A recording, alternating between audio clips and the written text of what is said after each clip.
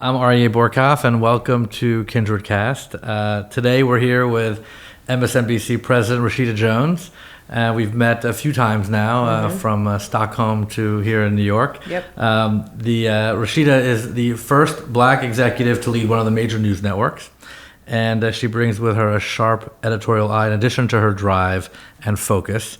Prior to taking on the role of president in February of 2021, you served as Senior Vice President of NBC News and MSNBC. And in this position, you spearheaded cross-platform breaking news and major events for both networks, including coverage of the coronavirus pandemic and the network's Decision 2020 coverage, including presidential debates, town halls, primaries, and special election nights and forums. So thank you so much for being here. We have a lot to cover ahead of next week's big midterm election event. Yep. So I want to talk to you first about what we talked over lunch about, which is how you got here, your personal background.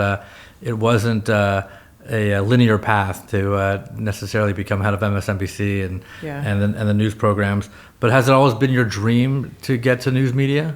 I always knew I wanted to be a storyteller. I knew I wanted to be in a leadership role. I didn't necessarily know that all of those things existed in one job until I was in college. But by the third grade, I knew I wanted to be a writer who told amazing personal stories. And it was really in the first few weeks where when I started college at Hampton University that I discovered there was a role that combined all of these things. You could be a leader, which as the oldest of three kids, I've always been told I'm either bossy or a leader. So there was a leadership aspect, there was the storytelling, and then there was this other element that brought it all together, which was public service. And so really since I was 17 years old, I've had one goal in mind, one track and one direction.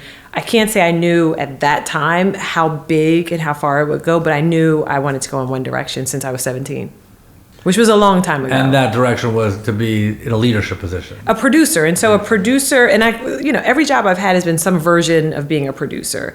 It's a role where not only do you get to tell stories, but you get to lead a team. And you get to lead a team in different aspects on different levels. And as a show producer, I was the person who not only had to write the stories, select the stories, assign the stories, but I also had to lead the team in the direction that newscast was going to go. And so all of those things combined into one job. And that's essentially what I've done since I was a teenager. Yeah, but where did you grow up before 17 years old? Sure. So I was born in York, Pennsylvania. It's 9 square miles, home of the peppermint patty, if you've ever had a York peppermint patty. Yeah. And it was a very interesting city to grow up in. My parents were both there. My dad went to York College, and he started college in his 30s. And so he wound up in York from Philadelphia because of his time in college. My mom moved there with him. They had my sister and brother and I. And we grew up in a very urban town, a very urban neighborhood that also had a Catholic school a few blocks away. Now, most of our classmates were kids who grew up in the suburbs and bust in, kind of a reverse of how it happens in most cases. They bust into this Catholic school that was in our neighborhood. We walked through Penn Park to get to school. And so as a result, my sister, my brother, and I, for most of the time we were there, were really the only Black kids in the entire school. Yeah. And you said to me before that you've always felt that you were underestimated. Yeah. Is that because you were one of the only Black kids, or because that was just a feeling you always had? I think it was more outward than inward. I've never felt, or I won't say never, because I am human, but I did not grow up feeling like I didn't belong or lesser than or less educated or less qualified to do anything that I did. But when you grow up in a space where all of your classmates don't look like you, they have a life experience that's completely different from yours, I think they make assumptions. I remember very clearly, I may have been in the second grade, because second grade in Catholic school, you learn handwriting. And I remember I had straight A's, and in handwriting, you got scored for either O for outstanding, S for satisfactory, N for needs improvement. I had straight A's. And I remember my dad asking the teacher, so she got an S in handwriting. You think she's going to be a doctor? Because there must be a reason she's a straight A student and got an S in handwriting. But that speaks to kind of how we were raised. My dad, both of my parents and my dad especially really pushed for excellence. There was no choice other than to hit 100%, to do the best. If there's an assignment and there's an optional portion of the assignment, you're going to do the optional portion. I'm a little less disciplined in that way with my kids. I'm just a sucker and fine, just take a nap and don't do it. But like the way we were raised, there was no choice but to be excellent. And so in a space where I was always on the honor roll, I was often the smartest kid in class, I still had people in my class questioning whether I was supposed to be there, questioning whether I was as smart as they were, questioning whether I had the same potential that they were. And for me, it was more of a drive. It was more of an encouragement of, I'm going to show them what I already know. Yeah, but now, having come so far, I know we're in the middle chapters here. I hope this is just the middle. This is the middle, but you've come so far in your career. Do you still feel underestimated? I think, again, it's still more of an outward thing than an inward thing. I don't in any way feel that I am in any position that I haven't earned, that I haven't worked my butt off for, and that I haven't poured everything into to excel. Now, like anyone in a position of power and profile, you're going to get people who are doubters. You're going to get people who are haters. You're going to get people who pray for your downfall or pray for a mistake, pray for a misstep. And kind of in the same way in that second grade, Rashida with my plaid skirt, my knee socks, I'm still motivated by that. It's like, fine, you can doubt me, you can second guess me, you can underestimate me. And then when I come back and show you that I've excelled tenfold, there's nothing left to say other than to show you the results. Yeah, you channel that into like just fuel. Fuel, it's pure fuel. Yeah, I like that. Okay, so now you're promoted to president of MSNBC. Yeah. That's the drive, and still going. You worked at the network for 7 years. So how has the network evolved in that time? Because how have you seen it change? Because the network news business has constantly been evolving in audience and viewership and demographics and just the programming overall. I mean, how have you seen it change? Then now if you've taken over, what's your vision for it? Sure. So as you look at the last several years, we've seen such a fast shift in how people consume content. Mm-hmm. So, if I took this job a few years ago, I would have said I'm the president of a channel called MSNBC. Mm-hmm. My function now is to manage a brand called MSNBC. And that manifests itself as a channel, as a streaming service, podcast, social video, original content on various platforms. We're everywhere. And so one of the big changes is it's not less focused because we still have a very successful, very profitable linear business. It's expanded. And so we just do more. We're following the trends of consumption where audiences are consuming content in a lot of different ways and platforms that didn't exist a few years ago. So we've got to think both, how do you maintain the success of the present? How do you prepare for the future? And the future is speeding up faster and faster. So there isn't a lot of runway to get to there because there is here now. And what we're doing now is now. And so it's all of these things happening at the same time. But who drives, because I agree with you, it's sort of like what exists today and what you're preparing for and the innovative economy, and it's all happening today. And right. The younger demographic is dictating a lot of that. But are you leading the evolution of that innovation forward, or is the market leading you? Which one's driving which? I mean, the innovation started with the marketplace. Yeah. The audience started migrating from linear platforms to these other spaces. And so we've had to respond in kind. And now, it's a little bit of a race of how do we create new relevancy in these platforms where they've already started consuming.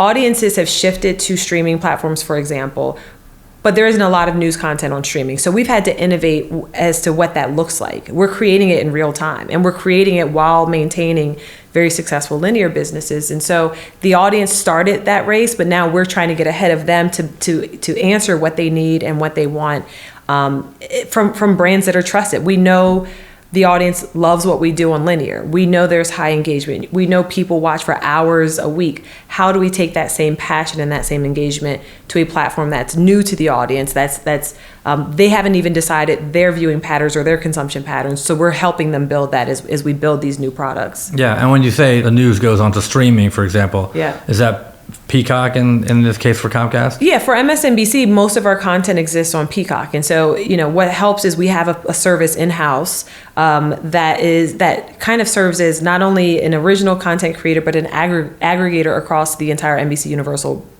portfolio. And so this is a world where you can get content from NBC News, from MSNBC, but also Bravo and USA and Universal Pictures and Universal Films. And so for us, Peacock kind of becomes a home base of all of this content where it's built in, it's in-house. And we have kind of a distribution platform already set up. Yeah. So what does the MSNBC brand stand for? Because I know what Fox stands for, and I know what CNN stood for, and obviously it's evolving. But what does MSNBC stand for as a brand? Sure. Our focus is really how do we take the world that's happening around us and offer the audience a deeper understanding of why it's happening, what's happening. What does it mean for me? When you're sitting around the kitchen table with your family, how do I take the issues of the day and make them make sense as I'm making informed decisions about my life, my family, whether it's voting, whether it's in practices and policy. And so our focus is really depth. How do we provide the depth and context in a way that you can't see anywhere else? You know, in a world where Twitter exists, and Twitter is evolving right before our eyes today. But what we know is Twitter kind of being this place where if there is a story that happens, if I wake up in the morning and something broke overnight, I can get quick confirmation on Twitter. So to me, the news environment isn't a place just to get the who, what, when, where, because I can get that from a lot of places. What we offer as a value proposition is the why, and bringing all of the kind of those basic principles together, the who, the what, the where, but really focusing on why things are happening is where I think we are a differentiator. And how much do you want MSNBC to be part of the culture of our time? Because obviously it's important to you, given your background and given obviously things that we've talked about. Right. But in terms of mentorship and the brand itself, like how much do you want it to be part of like the cultural significance of the moment that we're in? Yeah, I mean, I don't think there's an option to be. I think, you know, as we think about covering a world that has broad stripes and broad backgrounds and broad perspectives, I also want to make sure our content, our people, the stories that we select reflect the audience that's consuming us. We have one of the most diverse audiences on television. And so I've really put a lot of focus into not just speaking to one portion of the audience, and whether that's political, philosophical, ideological, but also from an age standpoint. There may be stories that are very relevant to a subset of our audience that others don't understand, that we have to add context to, that we need to put a spotlight on. And so one of the things that we've really focused on is how do we broaden our aperture a bit? How do we talk to a broader set of our audience? How do we create content that's better reflective of the audiences that are consuming us? And I think some of that is the cultural stuff. Some of, you know, my version of culture and what I grew up listening to and watching and consuming might be different from other people. So we've got to cover all of that stuff. Yeah. Is that the center, or is that just the audience? I mean, because everyone's trying to, you know, get to the community that is most engaged in not just news, but the channel itself. But I view MSNBC as close to the center as we've seen in terms of news or channels. But how do you define like the audience overall? Is it just the most diverse audience? It's definitely the most diverse audience. But diverse means a lot of things. So we, you know, when we do segmentation studies and you know, they put people in buckets, and the buckets of audience that consumes us covers, you know, the New Yorkers, the Midwesterners, the Westerners, high income, lower income. I mean, we just reach a broader scope of people. And so if those are the people who are watching us, I need to cover stories that are of equal import to the East Coast elites, as they call them, the West Coast consumers, the folks in the middle of the country. We just have to hit all of those things, because that's what our audience expects from us. That's better representative of the country that we're covering. And so, you know, when you talk about the center, like, we're the heartbeat. You know, what we're covering is really the heartbeat of the nation, and the stories that kind of not only intersect all of those universes, but finding pockets and ways to cover stories that deep dive into some of those communities as well. Yeah, and there's been a lot of demographic shifts because, you know, obviously with the pandemic, people have moved locations. Right. You know, people think Texas is a new California, for example. We don't know what kind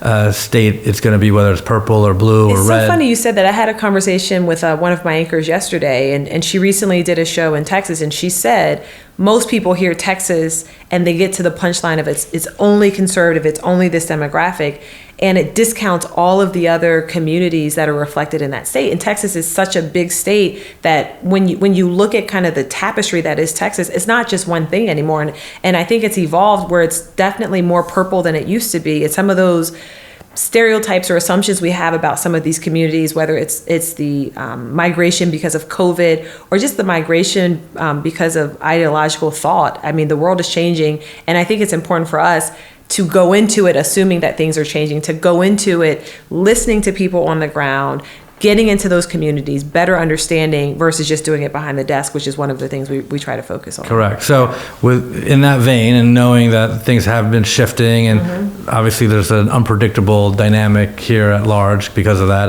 and because of other factors. So how is MSNBC, and how are you approaching the midterm elections? So we're putting a lot of resource into it. We spend a lot of time on the ground. Polling, for example, is a resource, but we know it's not the absolute resource. We know there are some states that poll better than others.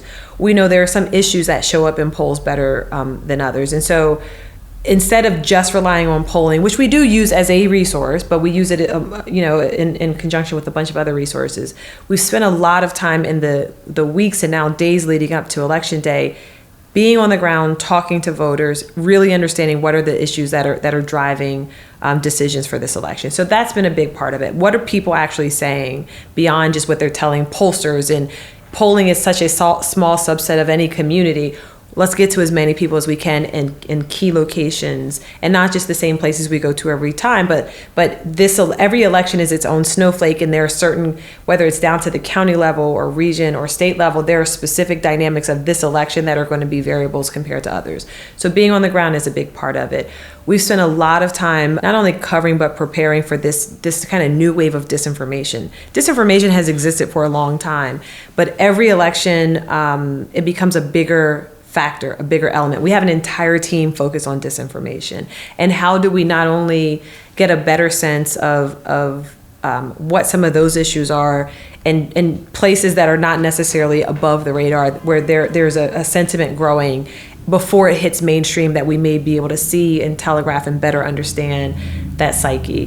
How do we use data in a way that is a better storytelling vehicle? And we've spent really, it was probably the week, if not 2 weeks after the last election in 20, gaming out what technology do we want to have for 22? What features do we want to have for 22? What information will be helpful to illustrate for 22? So we've been working on that for 2 years now. And you see some of that with the Steve Kornackis of the world and how we display and slice data. And then I'm a preparer, right? You can control a lot of things, and the things that you can control, you prepare for. But there's the other piece, which is the unexpected. Yeah. And one of the things that I've really guided all of the teams on is we have to go into this expecting the unexpected. We have to go into this, and the best TV is TV that's unscripted, and go into it knowing in real time we're going to have to adjust. There may be an outcome that we're expecting in this way that completely shifts. There is a such thing as a surprise on election night. It happens every year, and we're surprised that we're surprised. So we go into it with with everything that you can, for everything that you can, but go in with a sense of curiosity, go in with a sense of uncertainty, and kind of live in the moment. And again, creating content, creating television, the most fun content to create is content that you don't know what to expect. We almost have to put all of the preparation behind us and just go in with a little bit of a clear head and be prepared to expect the unexpected. But you have covered a lot of breaking political news in your career so far, and some of that has been surprising to you, because even if you are prepared, there's a bar that keeps going higher in this country in terms of, or maybe lower in this country in terms of what can be surprising to us. So what are some of those stories that really have surprised you that you weren't expecting, or maybe some that you may be preparing for next week? So I think I talked about disinformation, and you can have a sense of the level of misguided content that's out there. But then when you see it play out, it's still surprising to me. So one of our reporters who really focuses on this kind of dark web disinformation space, Ben Collins, he had a powerful segment on Morning Joe where he talked about, this was a few days after the attack on Paul Pelosi, and he talked about some of the conspiracy theories that he was seeing online. And this is a person that lives in this world. He lives in this world. He reads these feeds, and nothing should surprise him. And on this show, and this was a few days after that attack, he got a little emotional recounting what he was seeing as far as rhetoric around that attack. And if someone like that, who reads and sees it and breathes it every day, we always say he lives it so we don't have to, is surprised by what we're seeing, I think we all stand to be surprised.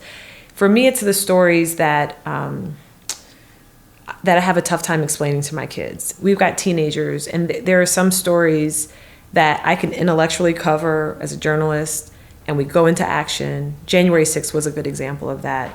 And we know what to do, and let's get the right people on the ground, and we're staying in rolling coverage, and this moment is happening. And then I get a call from my then 15-year-old, and he said, "Mom, why did this happen?" And I said, "I don't know. I don't know how to answer that question." And those are the ones that are most surprising, where I can't explain. Like, I know intellectually why something like that happened, but to explain to a kid who's going to be able to vote in a few years, to explain to a kid who grew up in the social media era, so he's seen everything, the good, the bad, and the ugly, but to have to explain it to teenagers, those are the ones that still surprise me. Yeah, and I think that gets to a topic that I wanted to talk about, which is media responsibility, because, growing up in the media business and broadcast television and cable television, there is a framework for what people talk about. But then we're faced with the creator economy and social media platforms, short form, long form, that basically exposes all kinds of rhetoric and talk and extremism, and there is really no framework anymore in terms of programming and packaging. Yep. And the news channels and channels overall have to react a little bit to get those audience engaged to a point, but there's still a framework. Right. And that kind of raises the bar of responsibility for brands and celebrities and creators to adhere to a certain level of responsibility for the audiences that they bring with them because of their artistry. But so how do you draw the line between what is hard news programming and what is sort of perspective programming and opinions? Yeah. Because there's room for both, but there's a line there. There's definitely room for both, and I agree there's a line. And for us, any kind of content we put out there has to have the same foundation of journalism, whether it's through the perspective of that host or a hard news content. We have a baseline, a certain level of standard where we don't just throw out information that's not verifiable, that's not well sourced, that's not legitimate. And so every show, every platform, every outlet has that same expectation.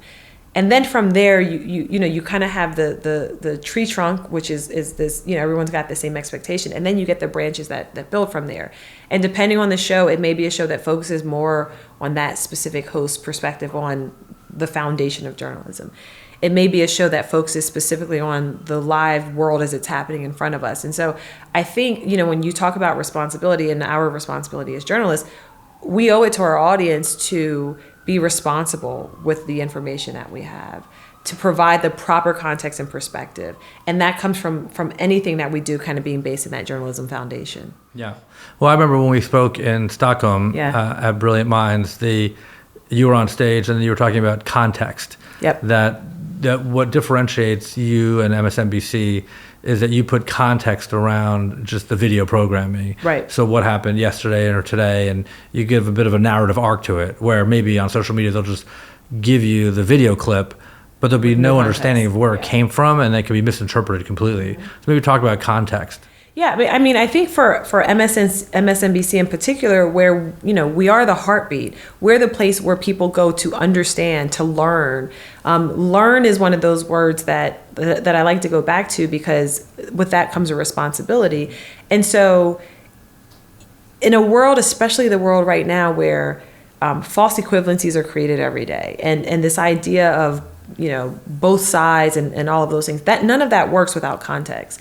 And it would be irresponsible for us just to put out information that we know is bad or misleading or designed to ill-inform because it's the quote other side of something. And so part of our responsibility as journalists is to add that context. Part of our value as a news brand is to add context. Part of our superpower is to add that context. When you think about a Rachel Maddow who can spend a 25-minute segment explaining to you what could just be a one-line headline, that's context. That's the deeper understanding. And that's something that I think we uniquely focus on and we uniquely give, because the audience expects it. The audience needs it. The audience deserves it. You need that kind of space to understand more than just what meets the eye in order to make an informed decision about how you feel about something. Yeah, but the country is divided. It's often used, that term, but it's more than just divided sort of in two. It's divided into many different slices and pies, and to some extent that's good, that there's many different opinions. To some extent, it's great programming. It's great for media to have differences of opinion. If everyone agrees with each other, it doesn't make for a lot of energy. But obviously, it can go too far. Yep. And a lot of times, we have gone too far in this country. But what responsibility is it for MSNBC and the news to foster constructive dialogue out of that divisiveness versus to play into it because it's good programming? So I think, we have to, as a news brand, add value here. It's not in any way our focus, our effort, our directive to divide, to create false equivalencies. I think, when you're talking about differences of opinion, there should be a vast array of opinions. The challenge is when you get into a position where facts are being disputed. You've got 3 candles here. I can say this candle is halfway melted. You can say it's 3/4 melted. He can say that's not a candle. Well, it is a candle, but we're operating on a different set of facts. And so I think in a world where the facts are being disputed, it makes it tougher. And I think that's what helps to facilitate some of the division for us and our focus. And I talk to every single team, every single show, every single platform about this. We need to be constructive. We need to ensure that we're adding value, that we're a net positive to the conversation. Being divisive for the sake of being divisive is not what we endeavor to do. It's not what our focus is. It's not helpful to the audience. You can deliver red meat to kind of your base with the hopes of getting them riled up, but I think we've seen how that can turn bad, how it can create a culture where people have just a deep-rooted hatred based on bad information or false information or just for the sake of getting them riled up. I would much rather be a less successful network in a country that wasn't as divided. We're in no way trying to continue that division, and my hope is that we will hit some kind of ceiling to this feeling of division in the country. I think our focus right now has to be, how do we continue to add the right perspective so people can eventually shed these silos, shed the division, and at least agree upon a baseline set of facts, so then we can go and have our disagreements. We can have disagreements about the direction of an issue, but we can't have a disagreement about the facts. Yeah, because I take you back to when you were 17 and maybe, when I was that age too, like our generation had a certain definition to it, and maybe that's now permeated into climate change or humanity and knowledge-based thinking and education, and maybe a lot of things. There's probably a lot of negative things as well. I'm sugarcoating it. And if you ask our kids, and I've asked my daughter, what her generation really stands for, and she would say it's about authenticity and being able to have an element of vulnerability put out there onto social media platforms, and to express yourself in a very authentic way, which is what creates a little bit of this individual expression, which is a good thing, but also a lot of differences of opinions. And I think that is great and healthy, but also flies in the face of our society not yet being willing to deal with disagreement. And so if everyone's expressing their authenticity, but we haven't really gotten to a place where we can deal with the disagreement and understanding of differences of opinion, then we hit a brick wall somewhere. You made me think about something, and I don't know the answer to this, but your point about authenticity is a good one. I don't know if the division that we're seeing now is a generational thing. I don't know that level of division exists in the generation behind us. Not on the level that it does. And we often have these conversations of will the country ever get back to, quote, how it was? I wonder if this generation kind of ages out in this division piece, because I don't see that. We've got 3 teenagers and a 20-year-old. Their generation is nowhere near as divided as ours. And so I think while there are lots of things that I would say I'm not envious about this generation, the focus on social media and fitting in and all of that stuff, and how the lines are blurred in media consumption, not my favorite thing for this generation. But I don't think that they're anywhere near as divided as we are. And as we think about how do we turn a page, how do we turn a corner, again, this is an open question, I think, for all of us, is I wonder if some of that gets aged out in this new generation. I wonder if the unity is something that comes from that. Yeah, it's a hopeful thought, but also, can you bridge some of that social media, younger demographic audience into the MSNBC news or otherwise Right. channel programming and audience demographic now? Can you bridge those two things? So I think there was a time where we used, social media tools or digital tools as a marketing element to come back to the core business, right? Yeah. So I very much remember being a much younger producer, and I was an 11 p.m. producer on my show, and I wrote my show, and we did the show on air, and 11:35 I went off the air. Part of my job before I could go to Magnolia's bar in Norfolk was to take the scripts that we just aired, make them upper lowercase, send them to a web publisher, and as is, no edits, no original reporting, no original content, it would get published to our website. That was our version of a website, right? And so now, instead of focusing on how do we get people from these digital properties to go to linear, I think we're not naive enough to think that that's the direction that content is consumed.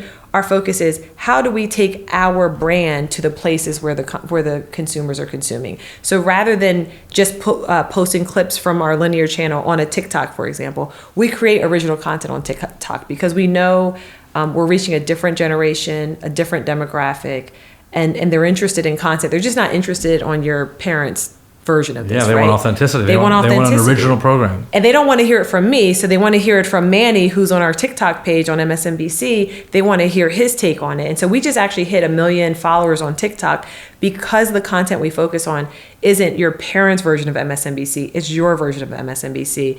And I think, again, directionally, that's where we have to take this content. It's not designed to come back to the linear channel. You've already left the linear channel. If you're watching news on TikTok, my kids, for example, don't ever remember that we have cable because they never turn it on. They have a smart TV, and if they want to watch something, they go to an app or they watch it on their phones. We're taking our content, and I think if you want to think about innovation in the future, we have to find ways to take the content authentically to those platforms where people are already consuming, and almost abandon this idea of then trying to boomerang them back to home base because that's their new home base. Yeah, like everything, there's a gray area to life. If we can take the energy of what the demographic around social media really desires, right, and also the interesting things about politics, right, and news, and kind of bridges those together, and the whole creator economy, but also add a level of responsibility that media has always been known for, especially in legacy media, and work together to kind of create that. Then hopefully we get a better knowledge-based programming society that kind of moves us all forward. Yeah, that's a utopian view. But I think you're right, and I also think you talk about gray area and blurred lines. If I look at a video on the MSNBC page for any social media platform, it looks the same way as Joe Schmo on the street who just shot a stand-up saying some crazy thing happened that never happened. And so as a legacy organization, I lean into the legacy part of what you said because that means we're vetted, we're proven, we're trusted.